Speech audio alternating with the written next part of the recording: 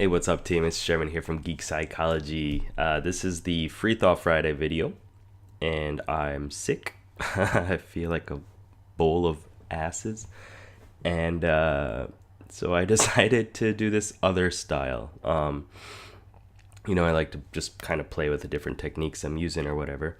And this one, I'm not making me as much of the focus. It's the screen. So I used some screen cap stuff, and here we are. This video today is about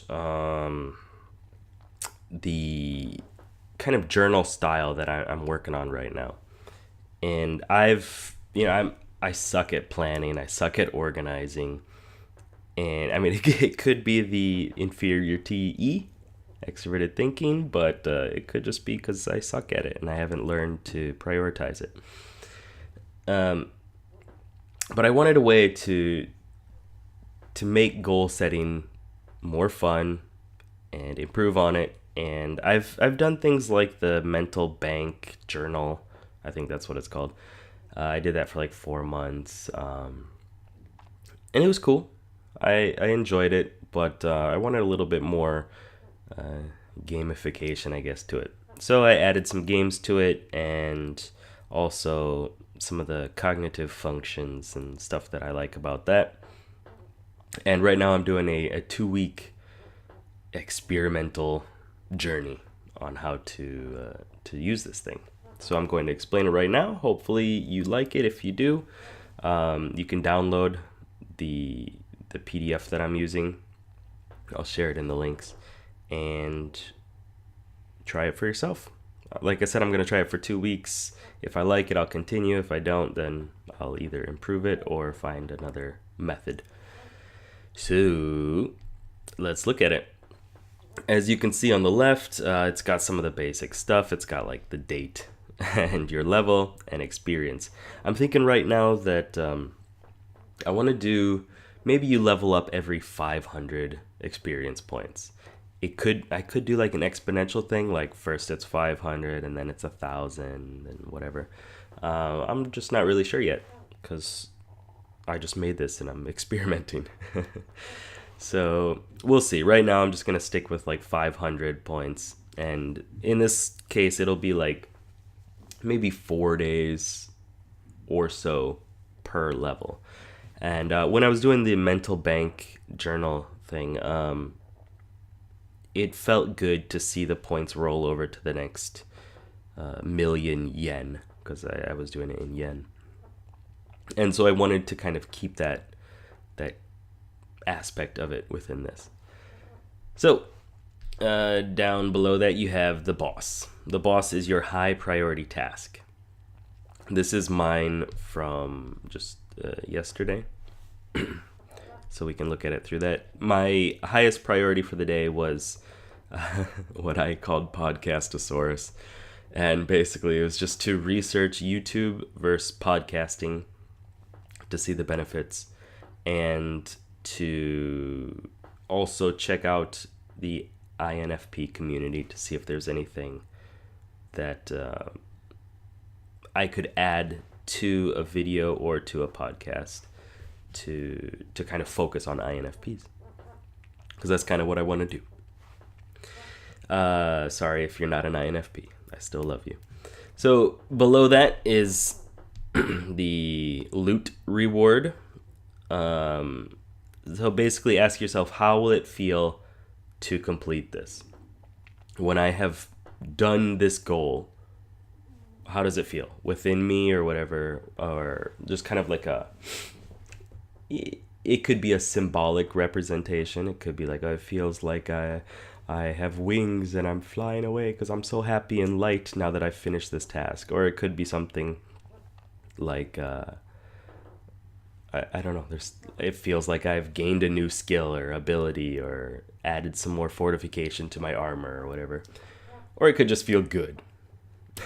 Depends on how you want to do it, how geeky you want to get. For me, it was just more clarity, more focus, and more motivation. I didn't really imagine it as a symbol or anything like that, and that's fine. It's what it is.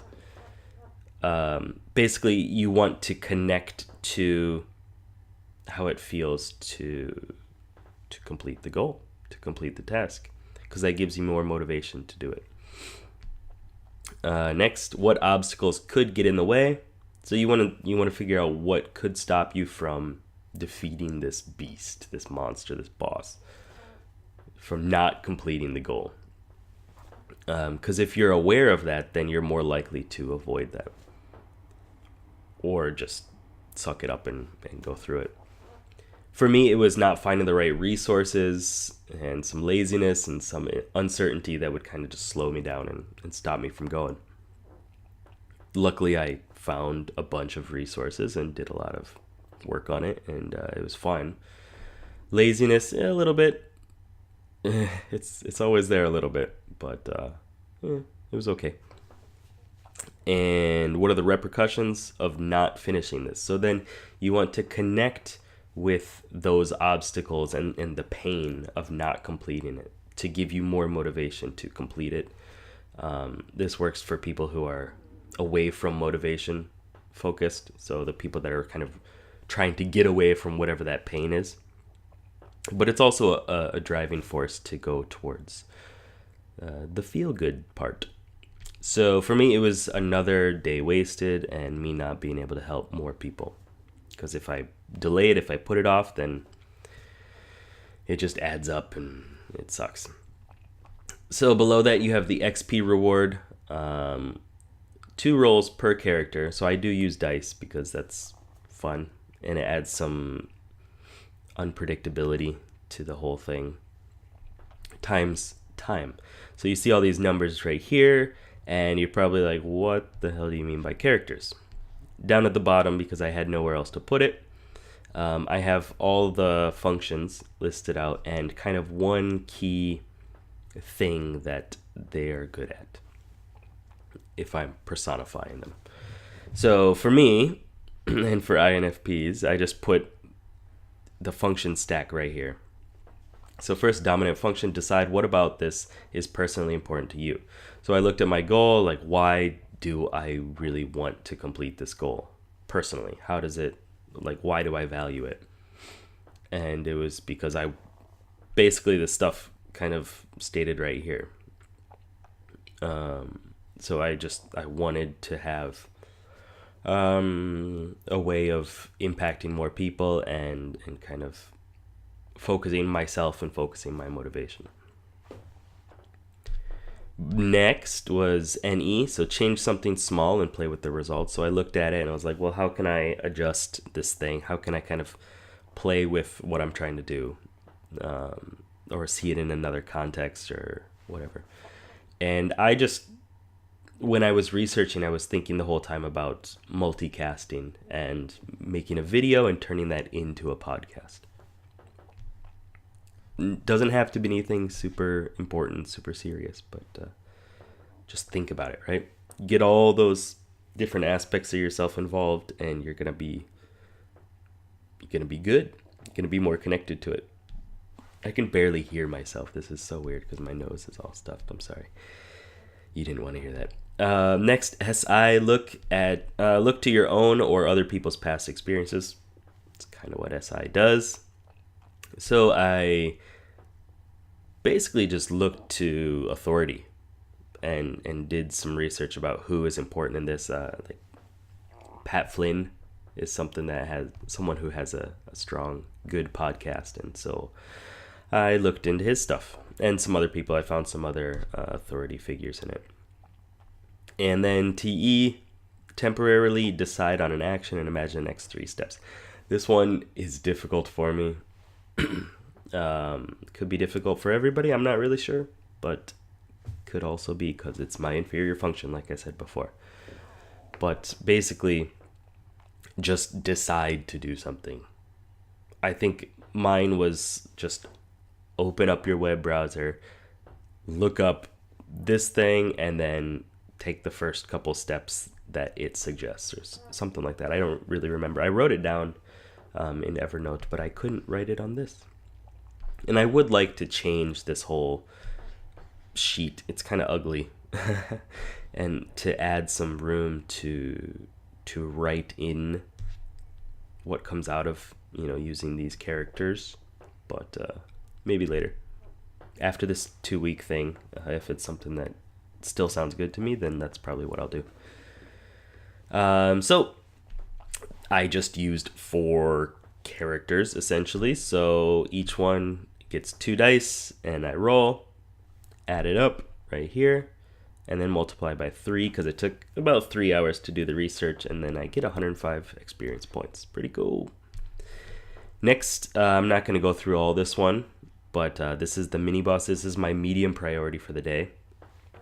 So I didn't even mention this, but you do this in the morning. You plan for most of this in the morning, and then after you add the XP and you do these other things at the bottom. Like I said, I'm not going to really explain this one, but it was actually to make this blueprint for what I'm calling the daily dungeon. Went through the same steps and found out that actually this probably should have been the first one. I should have moved this priority up higher and then this one lower, and made it just more important. But I didn't. And so when I completed it, when I asked myself the same questions and went through it all in my head, and then I got less points, and I was like, oh damn, because I spent what felt like more purposeful time on the mini boss as opposed to the boss. But I think that's a good thing because it's teaching me how to prioritize, which is something I wanted to get out of this whole thing. Because it's only 1 dice per character. So that's what that is. Next, the minions. So these are just kind of random things that I did throughout the day that were good. Kind of like giving myself a little pat on the back for being a good boy. I ate healthy. It says no gaishoku. Gaishoku is eating out. So I didn't go to McDonald's or anything like that, which is good. And I took a bath. I'm sick. Baths are good for me. I don't like baths. So good job for me. I bought medicine. Yep. I watched a horror movie with my wife. I don't like horror movies. She does. It was good. I mean, something good for me to do. Some bonding time. So each of those get 1 roll, and then you add them all up and you get the points for that. Next, something really important that actually I like to do it in the morning, but you can do it at night too, is to go through what you're happy for, your gratitude. And I consider these buffs. So just whatever you're feeling good about when you're writing this up is good. So my health could be a lot worse. My English could be better. And I'm on vacation. That's cool. All right. I'm happy about that. And I'm happy that I have the willpower to be productive and push on even when I'm not feeling it. And I'm happy that I have some computer knowledge so that I can make this stuff and have fun with it. Each of those get 1 roll and 10.